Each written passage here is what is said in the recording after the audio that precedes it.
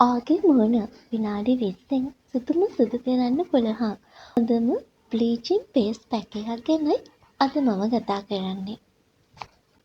මේ පැක් එක හදන්න අද මම භාවිතා කරන්නේ ඔරෙන්ජ් පවුඩර්. ඔරෙන්ජ් පවුඩර් කියන්නේ විටමින් C බහුල දෙයක්. මේ නිසා ආගේ මුහුණට ඉක්මනින්ම ලස්සන බ්‍රයිට්නින් කලර් එකක්, ඉක්මනින්ම යෙලෝවිෂ් කලර් එකක් ගන්න පුළුවන් හොඳම ෆේස් පැක් එකක් ගැන අද මම කියලා දෙනවා. මේ ෆේස් පැක් එක මගින් ආගේ මුහුණට පළමු ආලේපනයෙන්ම පැහැදිලි වෙනසක් බලා ගන්න පුළුවන්.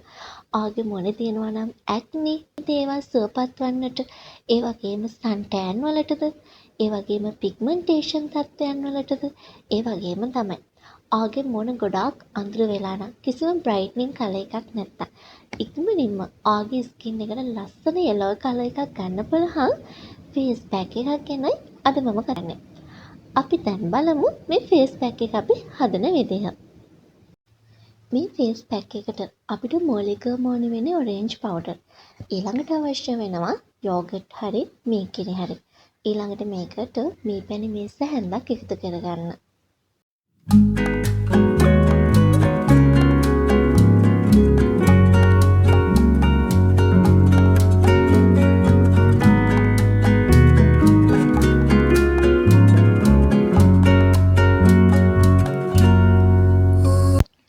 ආට පුළුවන් මේ ෆේස් පැක් එක ආගේ මුහුණ හොඳට සෝදලා පිරිසිදු කරගත්ත ආගේ මුහුණේ ආලේප කරන්න. ඊට පස්සේ විනාඩි 20කකට මද උණුසුම් වතුරෙන් සෝදලා ඔයා යූස් කරන ටෝන එක යූස් කරලා ඩේ ක්‍රීම් එක ඇප්ලයි කරගන්න පුළුවන්. මේ ෆේස් පැක් එක සතියට 3 පාරක් පාවිච්චි කරාම හොඳටම ප්‍රමාණවත්. ඔයාට සතියක් ඇතුළත ඉතාම හොඳ ප්‍රතිඵලයක් ලබා ගන්න පුළුවන් මේ ෆේස් පැක් එක මගින්.